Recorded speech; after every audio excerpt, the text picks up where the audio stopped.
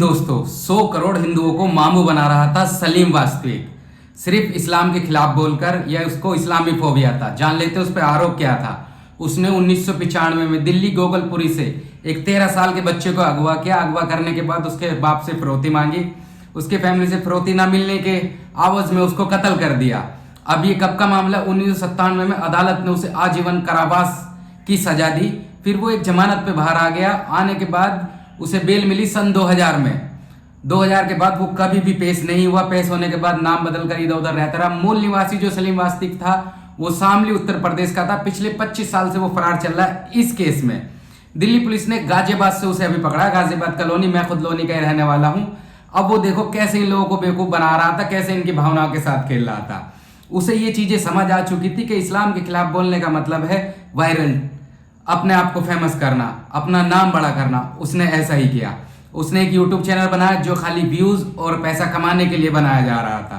अब उसका एक ही काम था कि वो किसी दूसरे चैनल पर जाकर या लोगों के साथ आपस में मिलकर इस्लाम के बारे में गलत बोलना। और उसे ये चीजें अच्छी से समझ आ गई थी कि कैसे इन अनभक्तों का बेवकूफ बनाना है, कैसे इनके साथ खिलवाड़ करना है। तभी ये सपोर्ट करेंगे कि इस्लामोफोबिया फैलाओ और सबको अपनी तरफ आकर्षित कर लो। इसमें बेवकूफ बनने में नेता सारे गाजियाबाद के जितने भी अनभक्त हुए हैं, जिन्हें इस्लामी फोबिया है, वो सारे इसके सपोर्ट में आ चुके थे। कुछ लोग इसके घर भी मिलने जा रहे थे, पर कुछ चीजें इसके साथ दुर्घटना भी हुई।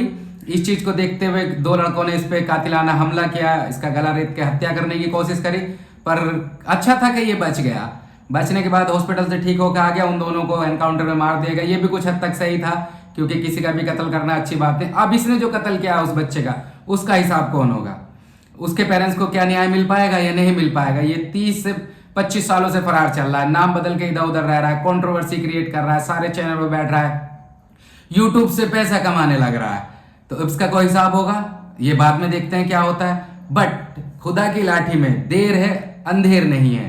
यहां पर थोड़ा समय लगा, ये इसे मौत भी नहीं आई या फिर इसका गला रेता गया, इसे इतना नुकसान पहुंचाया गया। ईश्वर ने, खुदा ने, जिसको भी आप मानते, इसे मौत भी नहीं दी, क्योंकि उसे पता था, जैसे फिरौन को उसने बनाया गया था कि देखने के लिए कि लोग तुझे तेरी मौत के बाद भी देखेंगे, वही सीन इसके साथ भी ऐसे ही क्रिएट किया गया।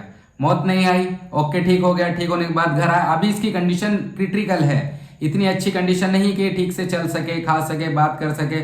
अभी भी इसे मेडिसिन के ऊपर डिपेंड रहना पड़ता है। यहाँ तक कि इसके पास हमेशा 1 से 2 बंदे चाहिए होते हैं इसकी सेफ्टी के लिए, मेडिसिन के लिए। इस बीच दिल्ली पुलिस ने देखा, पकड़ने के बाद दिल्ली पुलिस इसे ले जा चुकी है लोनी से, और अभी इसे फिर से जेल में डाल दिया जाएगा, जिसमें ये आजीवन कारावास, पूरी सजा जेल में ही काटेगा। यानी अब जेल से या तो इसकी डेड बॉडी आएगी, जमानत के चांस कम है, क्योंकि आपको पता है 25 सालों से फरारी काट रहा है।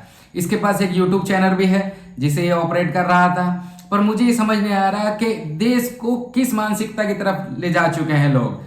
वो जब भी कोई भी नेता या फिर कोई एक छुटपुंजिया इस्लामी फोबिया वाला आदमी इस्लाम के खिलाफ बोलता है या किसी धर्म के खिलाफ बोलता है, उसे अपना हीरो मान लेते हैं अनभक्त, उसे सर पे बिठा लेते हैं कि बस वही सच्चाई कर रहा है, ये सब चीजें सही बता रहे हैं। माना अगर तुम किसी चीज से सहमत नहीं हो, या मैं धर्म, सब में कुछ ना कुछ प्रॉब्लम हो सकती है, जबकि हम लोग इतने जानकार नहीं है। अगर 1% है किसी चीज से प्रॉब्लम, में किसी बात से सहमत नहीं हूं, किताबों में हर चीज का हल है, आप उसे नेगेटिव वे में नहीं ले सकते। जानने की कोशिश करें कि उसमें कहाँ कमी है या क्यों ऐसा हो रहा है, कहीं ना कहीं आपको जवाब मिल जाएगा। आपने क्या किया? आप मीडिया के ऊपर आ गए, ब्रॉडकास्ट में इस्लाम के खिलाफ बोलने लगे हैं, इस्लाम के खिलाफ गंदी बातें करने लगे हैं, इस्लामोफोबिया फैलाने लगे हैं। इसका फायदा कहीं ना कहीं तक क्या हुआ?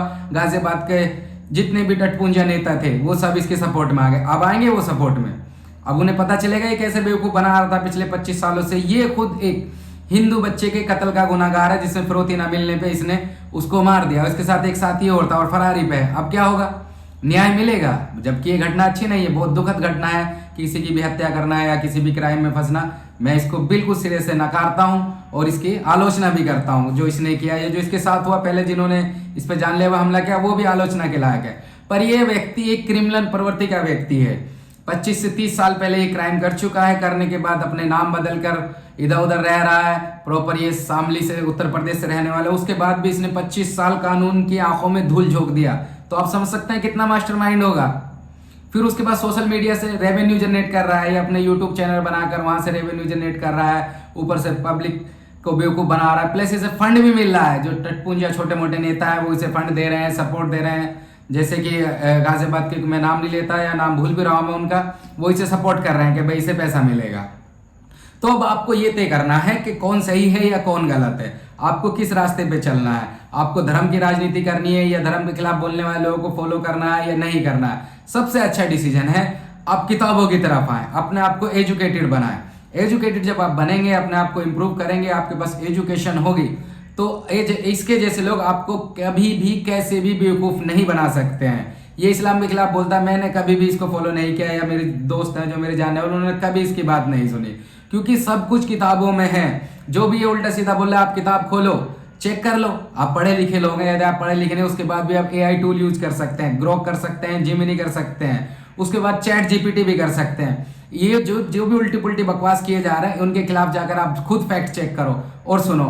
अंधभक्तों ने सीधा इस पे अंधा विश्वास किया, इसको अपना बाप बना के सर पे बिठा के इसको एकदम हीरो जैसा ट्रीट कराया। सारे नेता भी इससे मिलने गए, जो हाई पोस्ट के थे वो भी इससे मिलने गए। ओके, मिलने जाओ, इंसानियत के नाते जाओ, उसमें कोई इतनी दिक्कत नहीं, कोई बुराई भी नहीं है।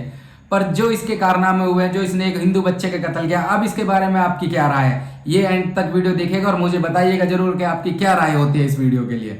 वीडियो अगर अच्छी लगी तो शेयर कीजिएगा, लाइक कीजिएगा और कमेंट कीजिएगा। चलिए वीडियो क्लोज करते हैं। जय हिंद, थैंक यू।